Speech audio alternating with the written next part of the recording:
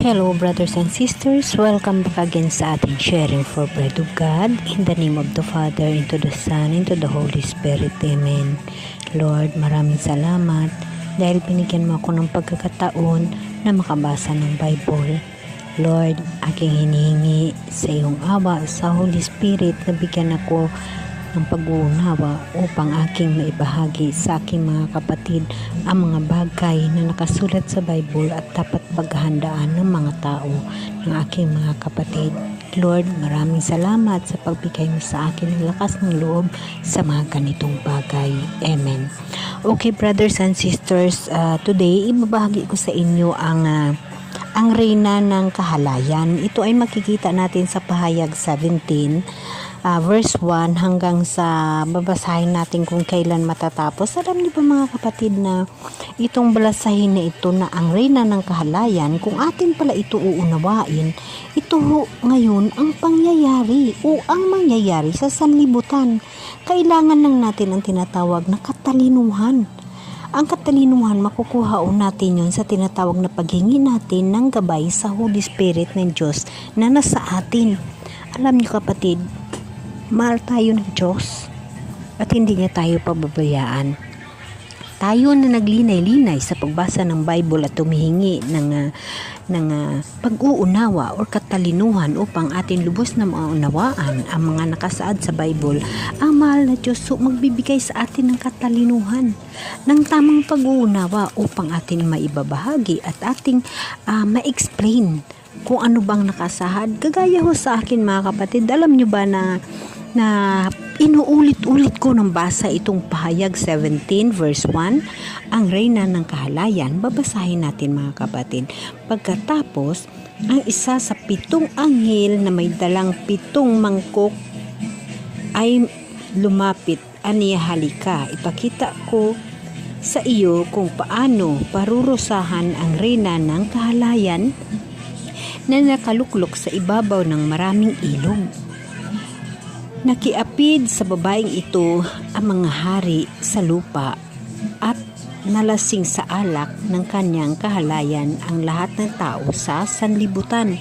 Mga kapatid, napakalalim, no? Ang reyna ng kahalayan. Ngunit mga kapatid, hindi ho ito reyna ng kahalayan o babae. Ito ay isa lamang simbolo, isa lamang itong vision ni Juan na pinakita ni Jesus Christ.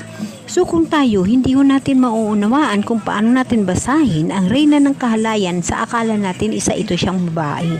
Ngunit hindi mga kapatid, lubos-lubusin natin ang pagbasa upang maunawaan natin kung ano ba ang ibig sabihin ng reyna ng kahalayan.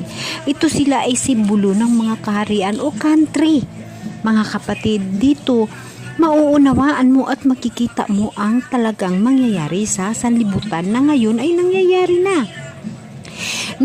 Nilukuban ako ng espiritu at inihatid ng isang anghel sa dakong ilang. Nakita ko roon ang isang babaeng nakasakay sa isang pulang halimaw.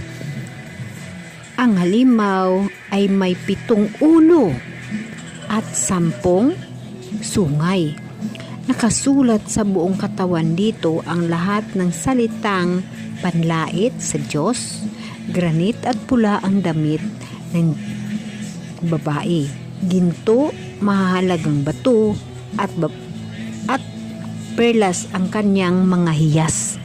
Hawak niya ang isang gintong saro na puno ng kasumpang-sumpang bagay at ng kasumpang-sumpang mga bagay ng kanyang pangaluya, kasamaan ng kanyang pangangaluya.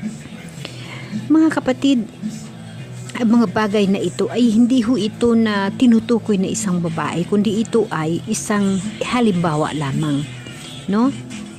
Halimbawa lamang ito. Excuse me. Bakit ka namangha, no? Tanong sa akin ng anghel.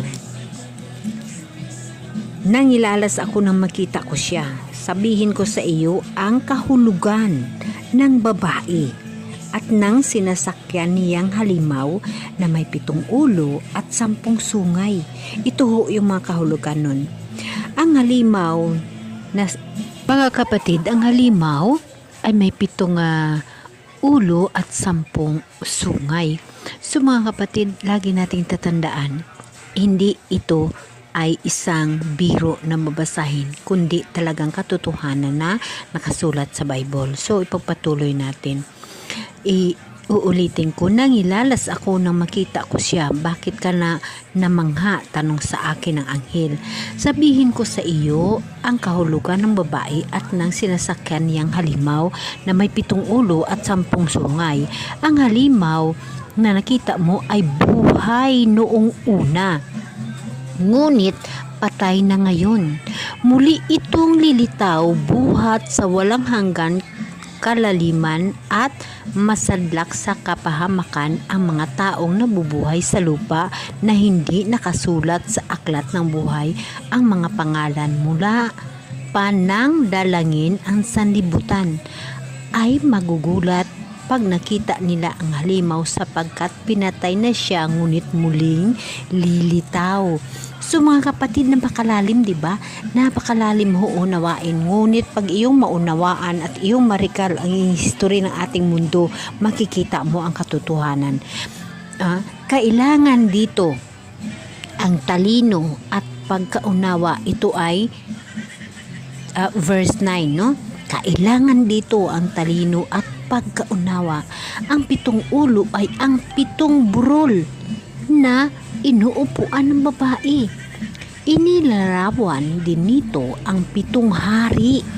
Yes, mga kapatid, ang 7 hari, ito rin ho yung sinasabi na 7 country. Mga kapatid, ito yung mga simbolo.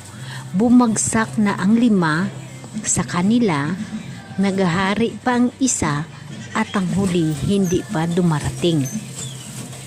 Pagdating niya, sandali lamang siyang mananatili at ang halimaw na buhay noong una, ngunit ngayon wala na. Ang siyang 8 hari, ganun pa may isa siya sa 7. Kapahamakan ang hahantungan niya.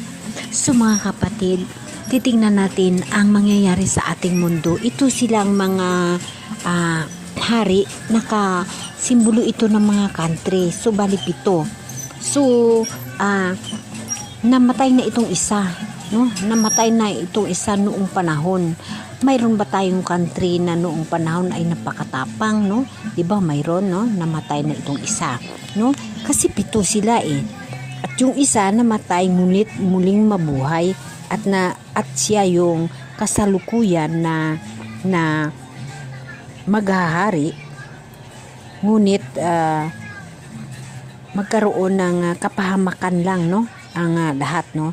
So ipagpatuloy natin dito sa verse 12. Ang 10 sungay na nakita mo ay 10 haring hindi pa naghahari, ngunit mamahala silang kasama ng halimaw sa loob ng 1 oras.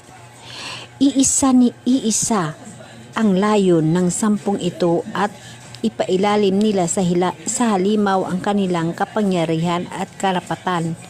Dirigmain nila ang kordero, ngunit sila'y tatalunin nito sapagkat siya ang Panginoon, mga Panginoon at hari ng mga hari. Mga kapatid, napakaganda ho. Itong 10 country ay magkaroon ng isang leader, no? Ipailalim nila ang kanilang country sa isa lamang, no? Ipagpatuloy natin. Panginoon at hari ng mga hari, makikihati sa kanyang tagumpay ang mga tinatawag hinirang at tapat niyang kasunod. Ang tapat na mga kasunod ay ito naman sa panahon natin na nampalataya tayo sa mahal na Diyos, no? Ipagpatuloy natin dito sa verse 15. Sinabi rin sa akin ng anghel, ang nakita mong mga tubig na inupuan ng babae ay mga tao, mga bansa at mga wika. Ang 10 sungay na nakita mo at ang halimaw ay mapupuot sa reyna ng kahalayan.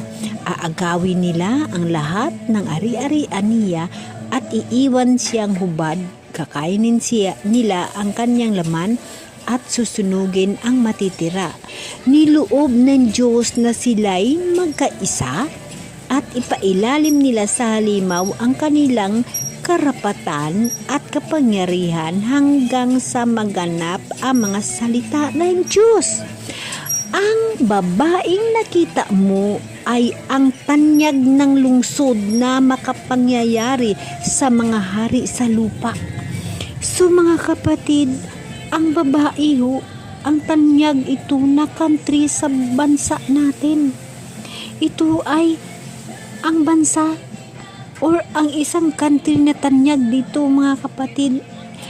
Tuunan nyo ito ng pansin at basahin. Ito na ho yung nangyayari ngayon. So para sa akin, ultimo na pag-uunawa, ultimo na karunungan, itong tinatawag na reyna ng kahalayan, no? Ito siya ay, ang babae dito, ito siya ay yung isang country na tanyag sa buong mundo. So, sa una, magsama-sama ang 7 kaharian o 7 country, no? Magsama-sama hanggang sa magkaroon pa ang 10. Ipailalim nila ito ang ilang power sa isa at magkaisa sila. Ngunit sa bandang huli, yung pinaka-leader nila ay matatalo pa rin dahil na sugo na yan ng mahal na Diyos. Kagustuhan na ng mahal na Diyos ang lahat na yan. Uulitin natin Ang 10 sungay na nakita mo ay 10 haring hindi pa naghahari, ngunit mamahala silang kasama ng halimaw sa loob ng 1 oras. 1 oras lamang mga kapatid. Ngunit sa Biblia natin ay of course na mayroong panahon kagaya ngayon yung mga pangyayari sa mundo. Ngunit sa isang iglap lamang mga kapatid, kung tutuusin, talagang gustuhin ng mahal na Diyos, kung tutuusin, isang iglap lamang. O kita mo, 1 oras. Iisa ang layon, 10 ito at ipailalim nila sa halimaw ang kanilang kapangyarihan at karapatan. So ang halimaw mga kapatid, ito siya ang babae. Ang babae ay simbolo ng, ayon dito sa bahayag chapter 17 verse 18, ang babaeng nakita mo ay ang tanyag na lungsod na pangyayari sa mga hari sa lupa. No? So mga kapatid, basahin mo ng maayos at unawain mo ang mga pangyayari ngayon sa mundo natin. Ito na ho yun. Nalalapit na ho tayo sa tinatawag na paghukom ng mahal na Diyos. No? Kasi ito siya ay, itong pangyayari na ito ay nasa huling salot. No? Nasa huling salot na tayo. So, nakita mo, ang reyna ng kahalayan, uulitin natin. Pagkatapos ang isa sa 7 anghel. Ang 7 anghel kasi na ito yung may dala ng huling salot. So, yung isang anghel, yun nga yung pakita dito sa kanyang pinakita sa vision ni Juan, ang isang babae. So, lagi mong tatandaan kapatid, na ang isang babae, ang kahulugan ng isang babae, ayon dito sa pahayag 17, ang babae, makikita mo sa verse 18, ang babae na nakita ni Juan sa kanyang vision, ito yung makapangyarihang babae, no? Ito yung nakalagay dito na ang reyna ng kahalayan. Ito siya ay simbolo ng isang country. Ang babae nakita mo ay ang tanyag na lungsod na makapangyayari sa mga hari sa lupa. Mga kapatid, napakaliwanag napakaliwanag, no? Uulitin natin uli. Kahit ako mga kapatid, lagi ko ito inuulit. No? Kailangan dito ang talino at pagkaunawa. Ito ay mababasa mo mga kapatid sa Revelation 17 verse 9. Kailangan dito ang talino at pagkaunawa. Ang 7 ulo ay ang 7 burol na inupuan ng babae. Inalarawan din nito ang 7 hari. Bumagsak na ang 5 sa kanila. Nagahari pa ang isa at muli hindi pa dumarating Pagdating niya, sandali lamang siyang nanatili at ang halimaw na buhay nung una, ngunit ngayon wala na ang siyang ikawalong hari. Ganun may isa siya sa 7. Kapahamakan ang hahantungan niya. So mga kapatid, lagi mong uulitin ito. Basahin mo na sa pahayag 17. Amen?